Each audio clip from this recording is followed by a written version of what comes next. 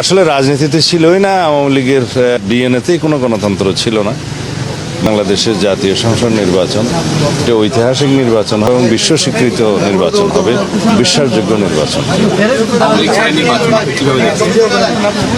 যেই দল গণহত্যার জন্য দায়ী, যাদের গণহত্যার জন্য যাদের দলীয় প্রধান তথাকথিত সাবেক প্রধানমন্ত্রী শেখ হাসিনা সহ অন্যদের বিচার হচ্ছে, দিয়ে একটি মামলা ইতিমধ্যে দোষী সাব্যস্ত হয়েছে।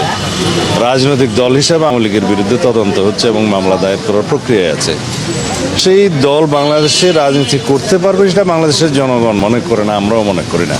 গণ অভ্যুত্থানের প্রত্যাশার বিরুদ্ধে বাংলাদেশ থেকে আওয়ামী লীগের আসলে রাজনীতিতে ছিলই না, আওয়ামী লীগের ডিএনএতেই কোনো গণতন্ত্র ছিল না।